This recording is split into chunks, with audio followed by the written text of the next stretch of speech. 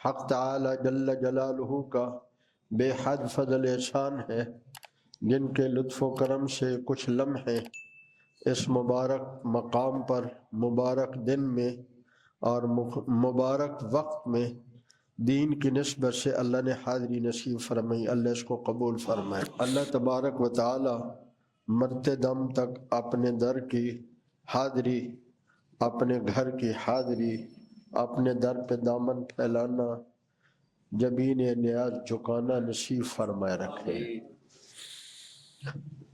گزشتہ جمعہ نبی کریم صلی اللہ علیہ وآلہ وسلم کے واقع معراج کے حوالے سے کچھ باتیں ذکر کی تھیں، آج اس سے مزید عرض کرنا چاہوں گا انشاءاللہ۔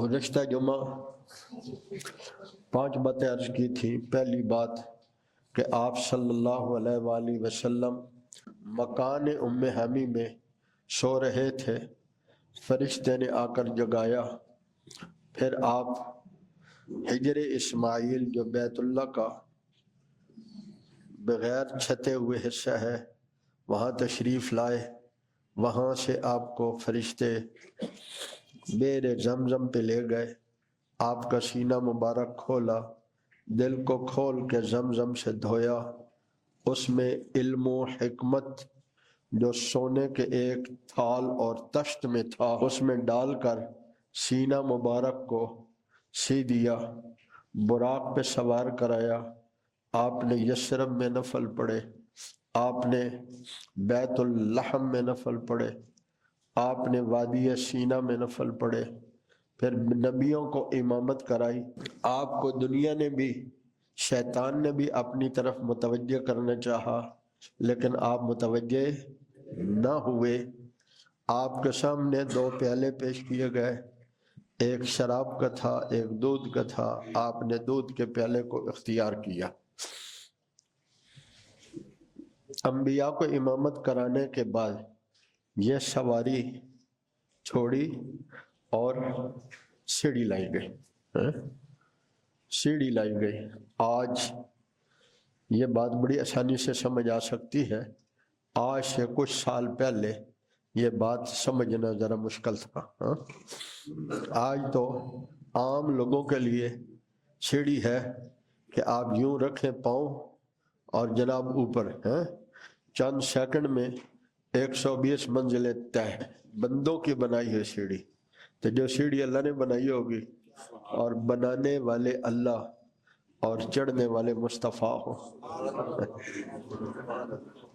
سیڑھی دینے والے اللہ اور چڑھنے والے مصطفیٰ ہو، تو سیڑھی کا کیا حال ہوگا۔ پہلے آسمان پہ چڑھے تو آدم علیہ السلام کی زیارت ہوئی، ملاقات ہوئی، یوں 7 آسمانوں پر نبیوں سے ملاقات کرتے کرتے 7ویں آسمان پر ابراہیم خلیل اللہ علی نبینا وعلیہ الصلوۃ والسلام سے ملاقات ہوئی۔ ابراہیم خلیل اللہ علی نبینا وعلیہ الصلوۃ والسلام نے کہا مرحبا بابن صالح و نبی صالح، میرے صالح بیٹے اور نبی صالح، مرحبا۔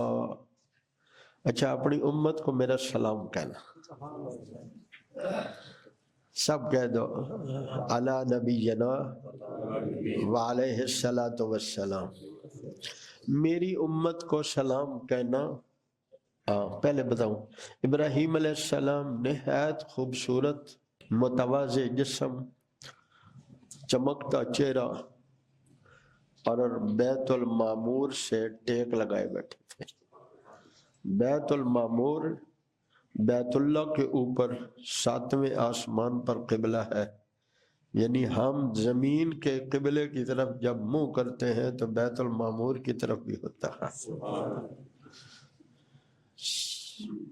اس قبلے کی، بیت اللہ کی بنیادیں 7ویں زمین تک ہیں اور اس کی بلندی 7ویں آسمان تک ہے۔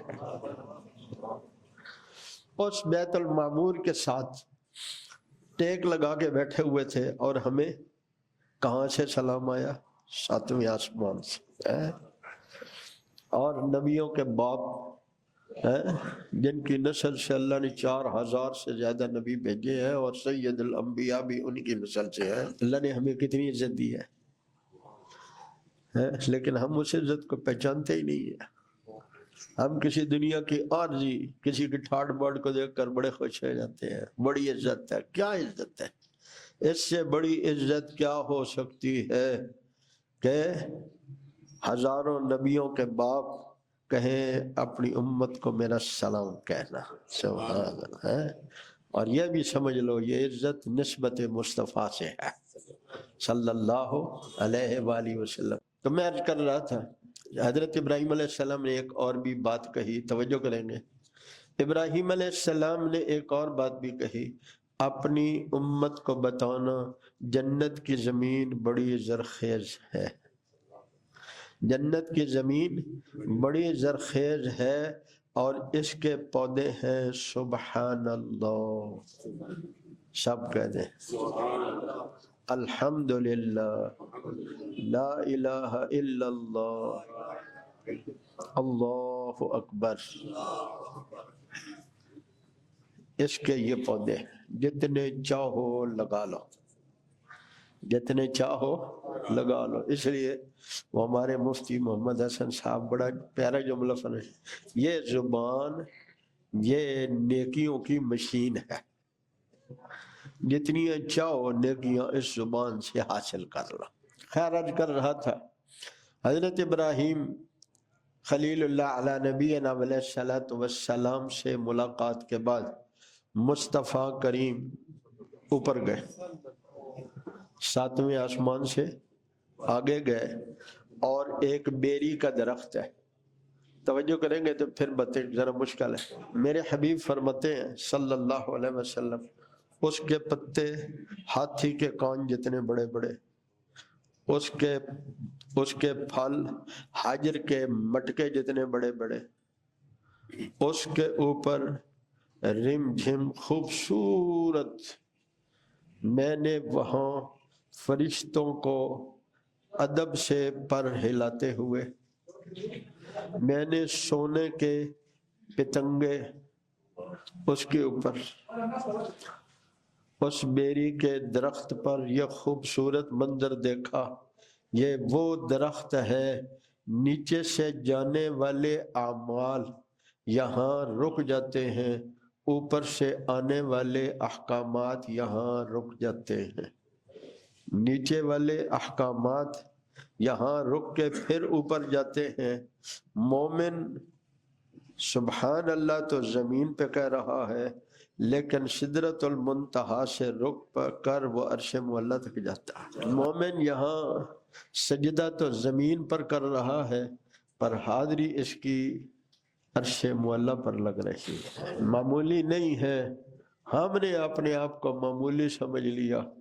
آج کا مسلمان کافروں کی تعریف کرتا ہے، مومنوں کی تحقیر کرتا ہے، ایسا ہی ہے کہ نہیں؟ ہم سے تو وہ اچھے ہیں، ایسا کبھی نہ کہنا۔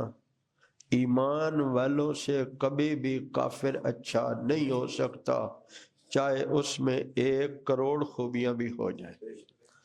ایمان والوں سے کافر کبھی بھی اچھا نہیں ہو سکتا، چاہے اس میں 1 کروڑ بھی خوبیاں ہو جائے۔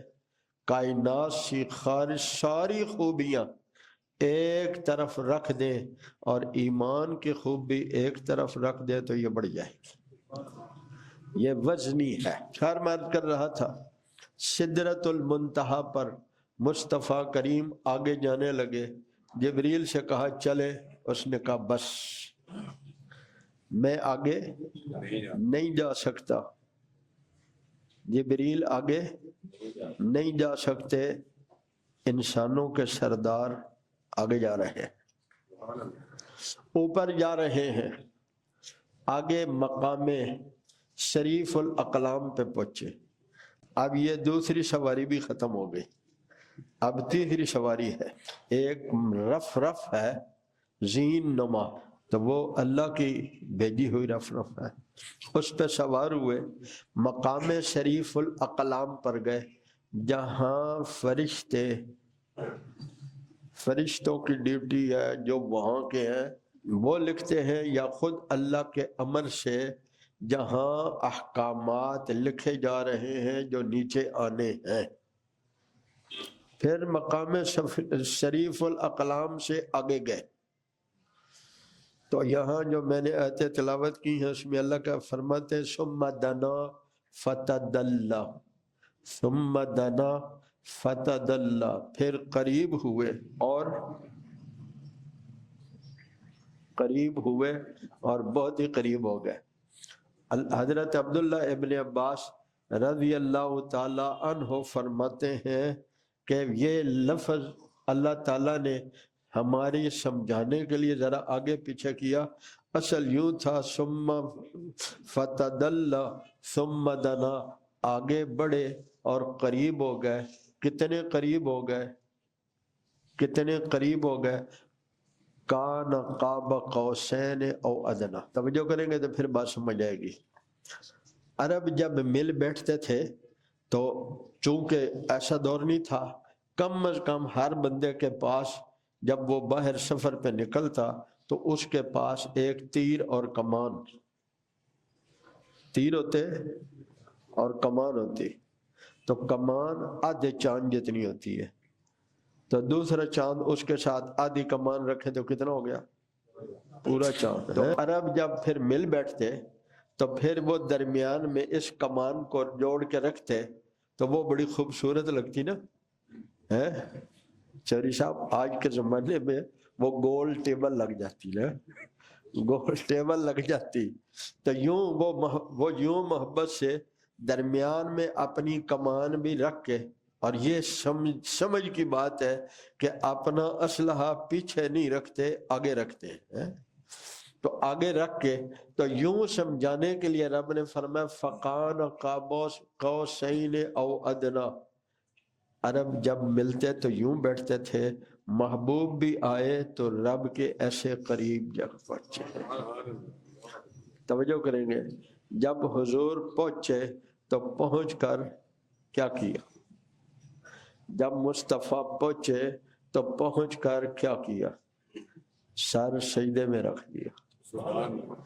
آپ اور میں سجدے میں کہتے ہیں التحیات للہ، ہم قادے میں کہتے ہیں التحیات للہ والصلوات والطیبات، مصطفیٰ سجدے میں کہہ رہے ہیں التحیات للہ والصلوات۔ اللہ اکبر۔ ایک سجدہ، توجہ کریں گے، ایک سجدہ وہ ہے جو عرش معلیٰ پہ ہو رہا ہے، اور ایک سجدہ وہ ہے جو قیامت کے دن حشر میں ہوگا۔ آگے عرض کرتا ہوں، عرش معلیٰ کا جب سجدہ کیا تو رب نے تین چیزیں دی۔ اللہ نے کتنی چیزیں دی؟ تین چیزیں دی۔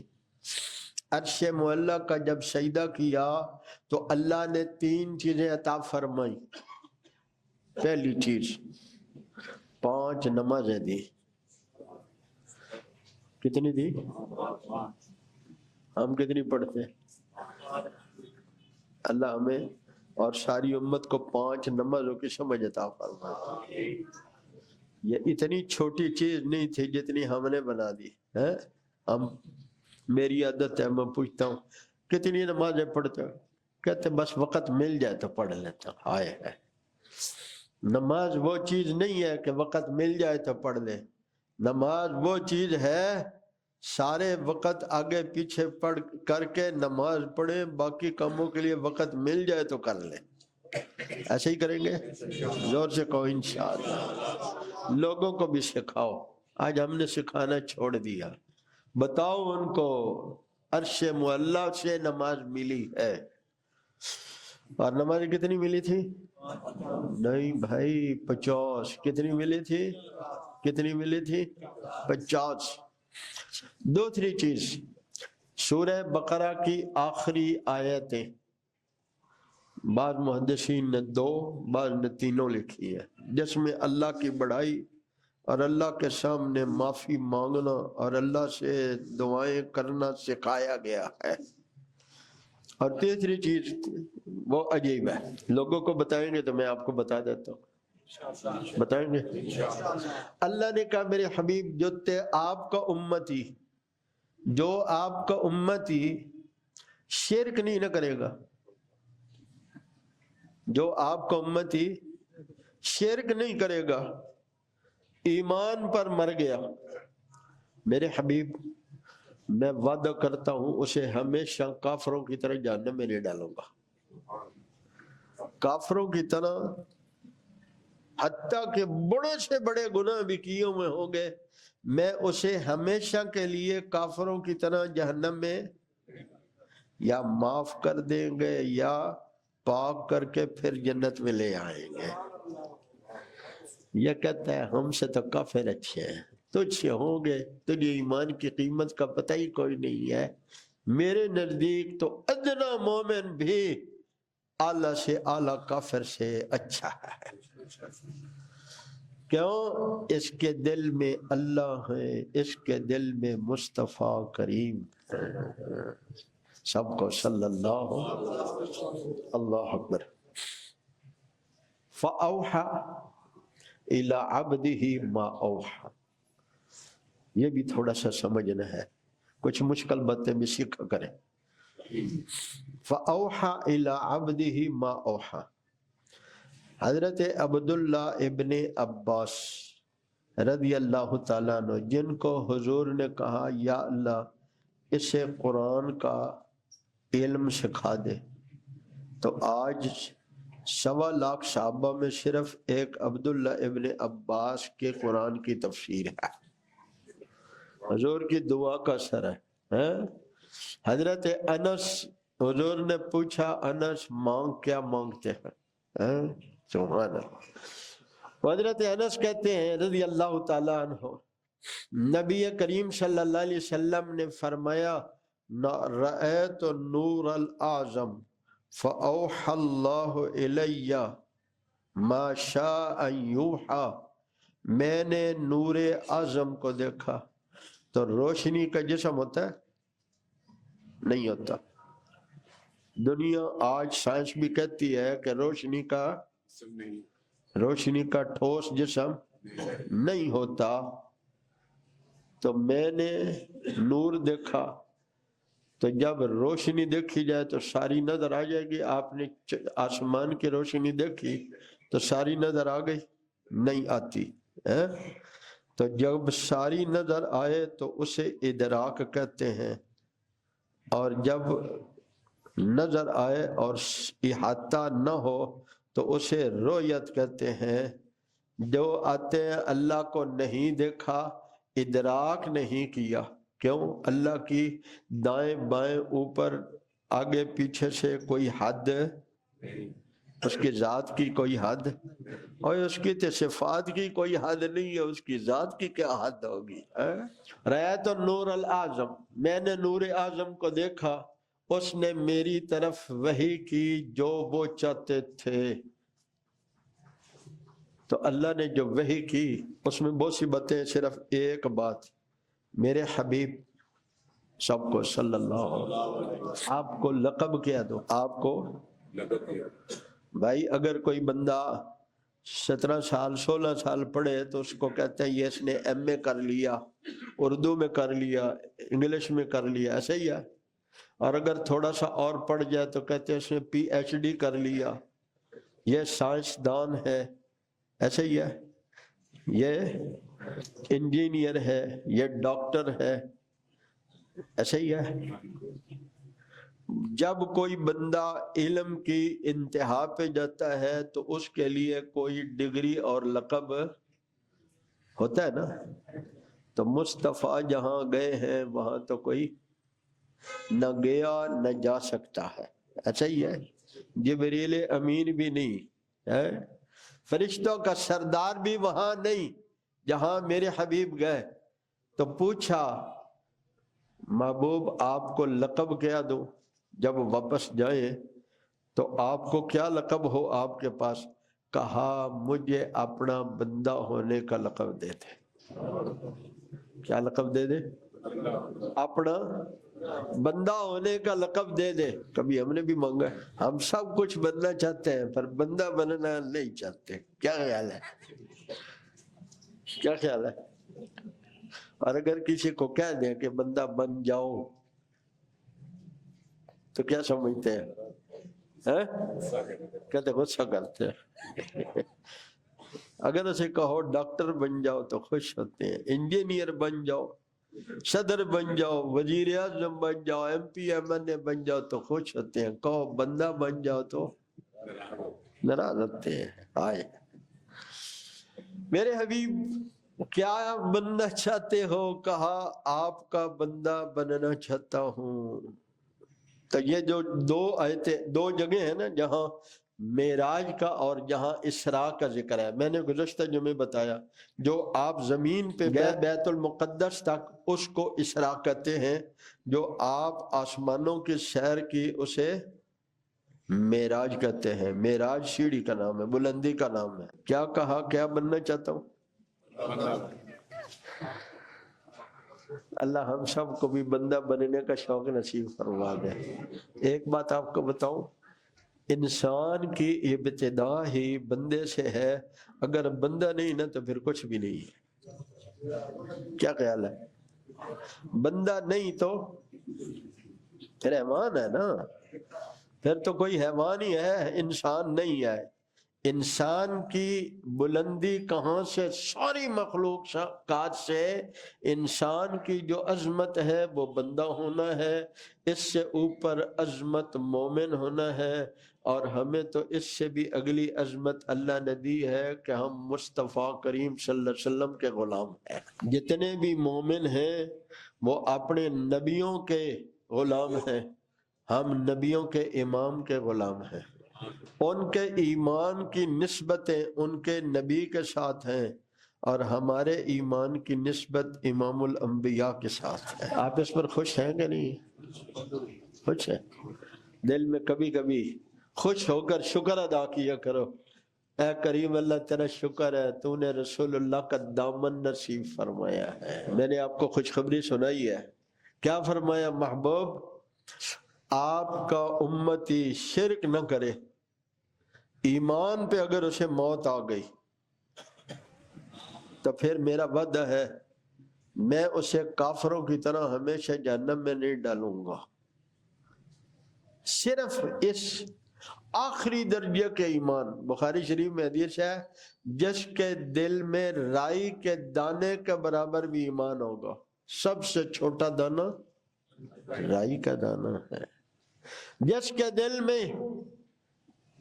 دل میں رائی کے دانے کے برابر بھی ایمان ہوگا،